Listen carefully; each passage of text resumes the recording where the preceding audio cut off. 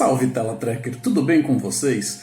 Chegamos aqui no 9º episódio de Lower Decks, falta um para acabar essa temporada e o que eu tenho para dizer para vocês é bem positivo dessa vez. Se você está chegando agora e ainda não é acostumado com o meu estilo de fazer esses reviews, saiba que eu vou começar com as minhas impressões gerais, completamente livre de spoilers, e depois eu aviso quando eu for comentar sobre a parte mais carnuda do episódio. Então pode ficar tranquilo ou tranquila que quando chegar a hora eu dou um toque para você. A princípio eu posso dizer que esse episódio foi uma grata surpresa e eu gostei bastante dele. O que foi tratado aqui é um assunto que já vem sendo plantado desde lá do começo da temporada. De certa forma, algumas das nossas reclamações anteriores, dessa vez os próprios produtores conseguiram, sem ter tido a chance de ouvir nenhuma espécie de feedback, resolveram essas coisas e trouxeram algumas respostas.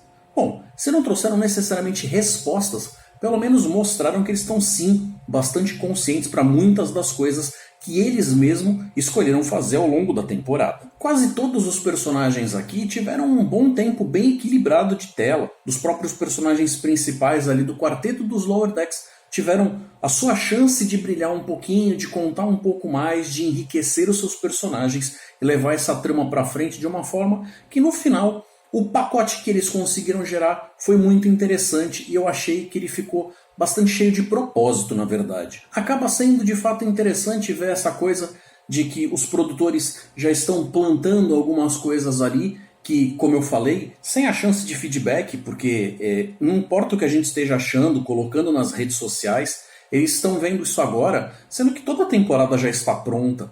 Então não teria como esse episódio ter sido alterado, mudado de nenhuma forma significativa, drástica, com as coisas que a gente vem dizendo nos últimos episódios. Isso é realmente uma coisa que de fato já estava sendo planejada desde lá de trás. Então eles tinham a intenção de fazer um arco de história onde a gente ia culminar com o que a gente vê nesse episódio aqui. É uma coisa que, se eles continuarem com essa pegada, a série vai ter se encontrado muito bem quando chegar na segunda temporada.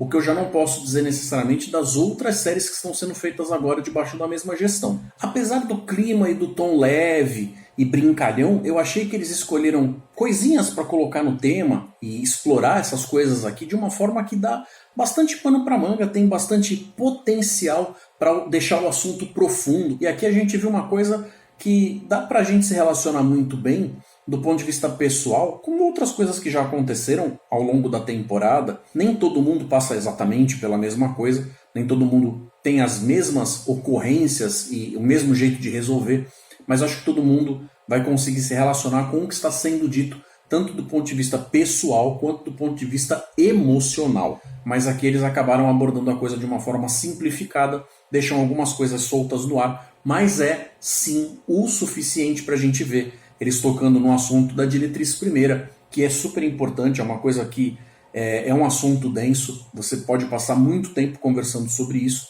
você vai ver que tem muitos desdobramentos, se é certo, se é ético, se é correto você interferir, apesar deles terem vários tratados, várias cartas que são assinadas e certas responsabilidades para você vir fazer parte da patotinha maior, porque você tem que ter uma certa política da boa vizinhança com o resto do mundo à sua volta, e isso é que faz a coisa acontecer quando você se torna parte da federação. Esse assunto acaba sendo o estopim para você ver ali mais uma discussão entre a Capitã Freeman e a própria Mariner, que mais uma vez demonstra que estava na maior das boas vontades e tudo mais, mas ela tem um jeito muito cru, muito rude de lidar com esse tipo de coisa. Pior do que a federação, que tem toda uma série de regras que foram escolhidas e votadas e desenvolvidas ao longo de todos esses séculos.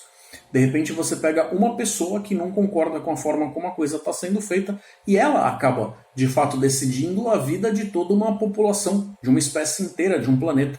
E dessa vez a capitã vai trabalhar em cima justamente de uma punição que a Mariner não vai simplesmente olhar e falar: tá bom, vou ficar lá durante um tempo presa na cadeia e depois eu saio e a vida continua numa boa. Dessa vez é como se pela primeira vez você estivesse fazendo algo que para ela de fato é algo palpável, como sendo algo que ela vai sentir mesmo na pele, que é a terapia. Nisso a gente vê que a Capitã Freeman não está alheia aos problemas que estão acontecendo ali no planeta. Ela sabe que existe uma certa injustiça, uma forma de acontecer as coisas ali bem pouco civilizada, e ela tenta argumentar em cima, tenta partir para um caminho mais diplomático, Mas, ainda assim, a gente vê a coisa que de repente é só o pontapé inicial para o resto da história ser tratado de uma forma meio rapidinha ali. Eles não tiram, não roubam a importância que o momento tem, eles só não depositam muita atenção naquilo. Então é o tipo da coisa que a gente vê que, mais uma vez, nas histórias da série Lower Decks, você tem assuntos sérios, densos, sendo propostos, mas que eles vão ficar numa espécie de plano de fundo, enquanto você acompanha a vida mais pessoal, a coisa mais reduzida, numa escala muito menor, de outros personagens que passam por problemas que são gerados por essas coisas maiores que são propostas, ou que podem ser a solução para essas coisas maiores também. Bom, então a gente chega naquela parte onde eu vou começar a falar de forma livre. Se você ainda não assistiu o episódio, talvez você queira dar uma parada aqui. Dá uma olhada no tempo em que a gente está, para você depois poder voltar direto para cá quando você tiver assistido o episódio.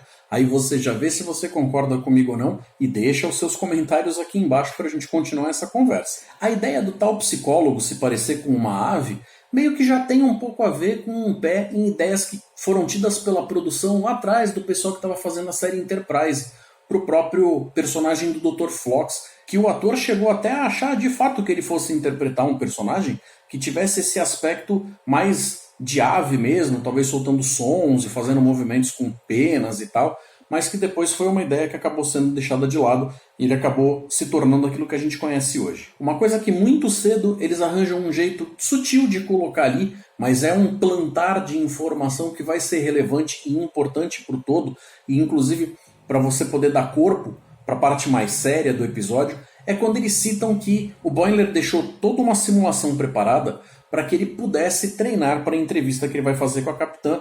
Então o que ele faz é ter acesso aos diários pessoais de toda a tripulação ao longo de 7 anos e abastecer essas informações para o computador, pedindo para que o computador crie as suas simulações baseadas nessas informações. Quando você faz uma recriação por conta própria e você chega para o holodeck e você pede recria alguém com esta aparência, com este comportamento, eu acho que essa pessoa manja sobre esses assuntos, tem tais gostos, tais peculiaridades. Essas coisas, por mais que sejam muitas informações do meu ponto de vista, ainda são o meu ponto de vista. Então, aquela simulação vai estar sujeita a alimentar as minhas expectativas a respeito daquele assunto. Mas o caminho que eles seguiram aqui, independente do quão ético foi ou não ele ter tido acesso a esses diários pessoais para o computador, algo que é muito sincero, muito honesto em relação às coisas que aquelas pessoas dizem. Elas fazem aquilo de uma forma sem muita amarra, porque elas sabem que aquilo é de fato um diário pessoal, outras pessoas não deveriam ter acesso àquilo.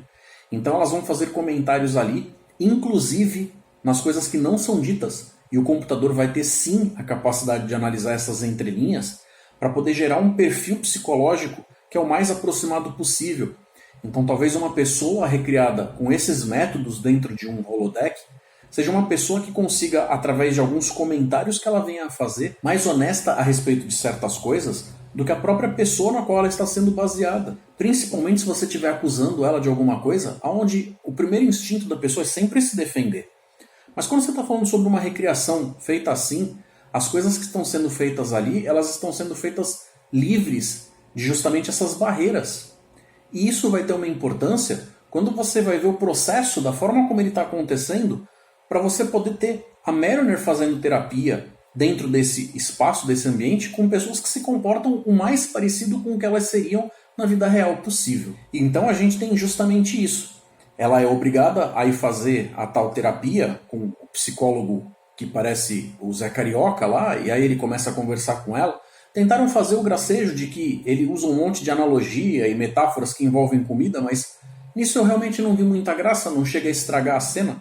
Mas você vê que é uma coisa ali que ele não chega a carregar a cena como se ele estivesse no controle, no domínio da coisa.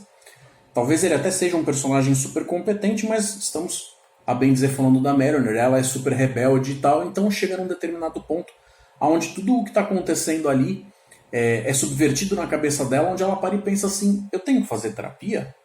Beleza, então eu vou fazer terapia, só que eu vou fazer do meu jeito.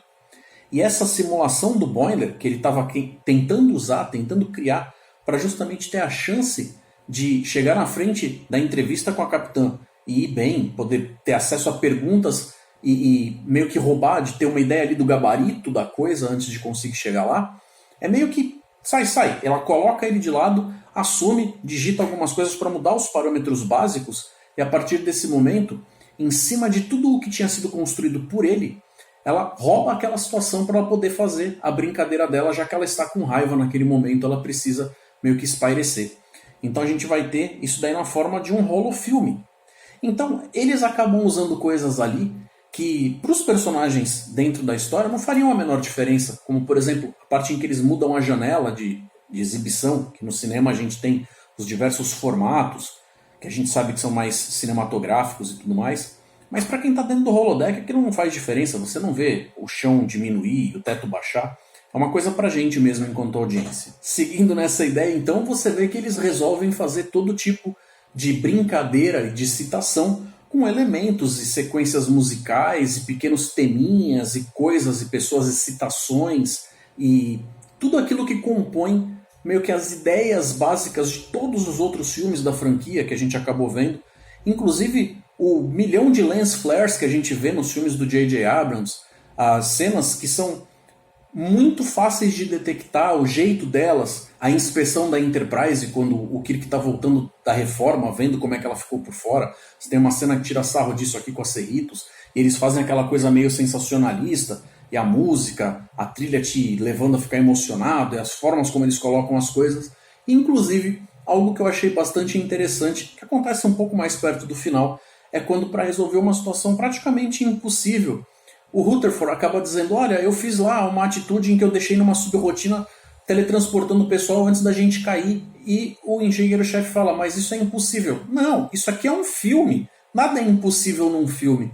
Então eles tiram sarro justamente disso, do negócio de você acabar pegando coisas que quebram um pouco a ideia do que é real e o que não é, para falar: não, daqui até aqui a gente vai levar a sério, daqui para frente a gente vai chutar o balde sem medo de ser feliz. Até porque os personagens aqui não estão levando isso a sério. E já que isso aqui é um filme, o que a Mariner acaba fazendo é se travestir como se fosse uma espécie de vilã, a Vindicta. E ela vai ter todo um plano mirabolante ali para poder se vingar justamente da Capitã Freeman, que é a mãe dela, que está com raiva, que ela está super bronqueada pelas formas como a mãe trata ela, aquele negócio todo. Então ela acaba trazendo isso para dentro do ambiente dessa historinha de filme que eles estão criando ali. Essa ideia não chega a ser necessariamente livre de precedentes, não. A gente já tinha visto histórias mais ou menos parecidas, talvez com um aspecto um pouco mais teatral do que de filme, com o próprio Barclay.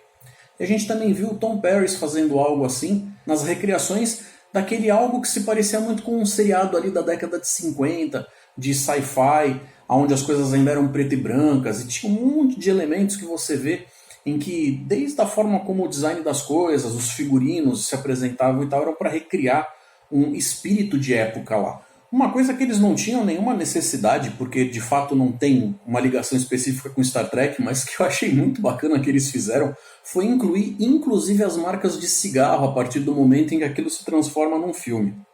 Para quem não sabe, antigamente os filmes eles vinham para o cinema serem exibidos, mas eles eram grandes demais para caber numa lata de rolo só. Então você tinha um monte de rolos que acabavam sendo entregues na sala de projeção, e a sala de projeção tinha que ter mais de um projetor ao mesmo tempo, porque enquanto um está passando, o outro está carregado esperando o momento. Quando esse aqui acabar de passar, o projecionista tem que trocar de um projetor para o outro usando uma alavanca. E o que faz ele saber o momento certo de fazer isso, antigamente, era justamente uma marca que era literalmente feita com o cigarro do editor, que ele fazia uma pintadinha, uma queimadinha ali, uma bolinha bem pequenininha, bem discreta no canto do frame, que era para você saber que a partir daquele momento, 5 segundos depois, vai aparecer a marquinha de novo e você vai ter aquela troca de alavanca onde você aciona o próximo projetor. Isso hoje em dia, com o cinema sendo digital, não acontece mais, mas eles usaram inclusive isso aqui e eu achei muito divertido. Parte do episódio tenta se focar em tratar de assuntos para poder ter uma quebra de paradigma. Então, por exemplo, a Tendi, quando acaba ficando meio contrariada com esse negócio de ser vista de forma estereotipada, como só por ela ser uma oriana, ela tem que ter esse jeito bandidão. Então ela meio que em dado momento, até começou meio que indo junto, tentando ali fazer as vontades da amiga, mas quando ela percebe que a coisa está passando do limite, ela meio que aquela de não conte comigo para isso, tô indo nessa, ela pede pro arco aparecer e ela sai. O detalhe interessante é, a partir do momento em que ela pisa para fora do holodeck, o sangue que estava nela imediatamente desaparece. Isso fica bem perto do momento onde o Rutherford acaba descobrindo que ele pode dizer umas verdades ali pro chefe dele, e ele vai procurar o engenheiro-chefe, aonde quando ele encontra, na verdade o que ele tem para dizer são apenas coisas boas, porque ele tinha sim uma vontade de repente derramar um pouco de carinho e admiração, mas na vida real talvez seja o tipo de coisa que seja um pouco mais difícil de fazer, e já que ele estava num ambiente onde as coisas não têm consequência, ele ia poder embarcar nessa. E as sequências que eles montam de situações em cima disso eu achei que ficaram tão fofinhas, eu achei muito bacana mesmo. Agora, a parte onde talvez tenha sido mais interessante essa quebra de ritmo é justamente quando a Mariner, que o programa criou, já que a Mariner de verdade assumiu um personagem diferente, a Vindicta, que aquelas pessoas que estão ali não sabem quem é, ela é realmente uma novidade para essa turma, isso dá margem para, já que o computador ia recriar a tripulação inteira, estaria faltando uma Mariner ali, e ele faz um jeito de colocar uma Mariner virtual. Só que como eu tinha dito um pouco antes, essa Mariner virtual é baseada nas coisas que não são simplesmente a visão do Boimler, são coisas tiradas do diário pessoal da própria Mariner. Então ela é sim uma Mariner muito fiel. E é isso o que faz toda a beleza dessa parte do episódio, que tem todo esse quê de terapia. Porque o que acaba acontecendo é que ela acaba dizendo várias verdades e ela acaba ouvindo coisas dela mesma, que talvez ela não estivesse pensando de forma livre, assim, simplesmente pelo fato de ser colocada contra a parede por um psicólogo de repente. Então é uma situação onde ela passa por uma série de situações até cair a ficha de que não, espera aí, realmente, a capitã faz coisas chatas, mas é porque ela é capitã, ela tem um monte de responsabilidades. Ela às vezes me trata de uma forma mais dura, mas é porque ela é minha mãe, ela quer o meu bem. Eu faria tudo por ela.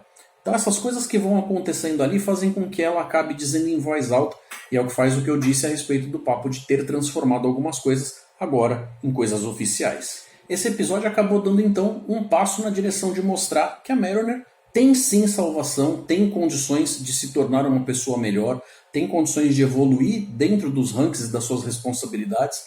Agora, eu não sei se eles vão de fato tentar explorar essas coisas no próximo episódio ou numa próxima temporada. Mas se eles ignorarem isso aqui completamente, vai ser um tremendo de um desperdício. Para finalizar então, a minha ideia geral sobre isso aqui foi que foi talvez o melhor episódio da temporada. Eu sei que eu já tinha dito isso no episódio anterior, então olha só como a gente está vindo numa crescente. A gente teve até então episódios que foram bastante descartáveis, coisas ali que de repente não desceram tão bem, mas esse episódio foi um episódio que eu tenho muito pouca coisa para apontar como sendo uma coisa ruim. Eu acho que é um episódio que ele está dentro de uma proposta que nem todo mundo se acostumou ainda, tem um ritmo muito alucinado, tem uma quantidade de referências e citações sendo jogadas ali o tempo inteiro, como por exemplo, quando o próprio Boimler ele acaba fazendo certas perguntas de qual o grau de importância dele, e a Mariner fala que aqui ele é meio que tipo só um Sean, ou um Zon, depende de como você já ouviu a pronúncia desse nome, e a maior parte das pessoas realmente não fazem a menor ideia de quem seja esse tal de Zon. Na verdade, quando Star Trek estava saindo da sua fase da série clássica e ainda passou por uma tentativa de voltar a ser seriado na fase 2 antes de virar o filme em si, The Motion Picture, nessa época o Leonard Nimoy chegou a ter problemas ali de saber se ia voltar, se não ia, então para substituir o personagem vulcano dele, acabaram criando um outro personagem que ao invés do Spock seria justamente esse Zon, o Sean.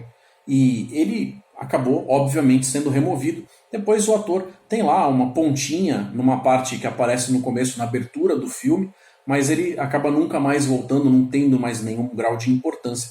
Então é uma daquelas citações que eu digo que eles jogam assim as centenas na nossa cara. O grau de violência e a quantidade de palavrão também são coisas que nem todo mundo consegue se acostumar ou curtir. Eu realmente não vou dizer que eu acho isso perfeito, mas é o tipo da coisa que meio que é a realidade da série. Então se você, uma vez que tenha comprado essa ideia, que você tenha conseguido se moldar para curtir as coisas com essas características, o episódio foi sim um episódio muito bacana. E eu espero que eles tenham um desfecho de temporada que seja à altura, porque chegar até aqui para ter um episódio medíocre vai ser absolutamente frustrante. Será que a gente vai ter um episódio que vai deixar um cliffhanger? Espero ver vocês na próxima semana. Então, por favor, se vocês puderem fazer um favor de dar uma ajuda para o canal, deixa um like, deixa um curtir, compartilhem o vídeo se vocês conhecem alguém que vai gostar desse assunto, se vocês ainda não são inscritos no canal, vem fazer parte disso aqui, ativa o sininho para saber quando eu colocar coisas novas e até semana que vem.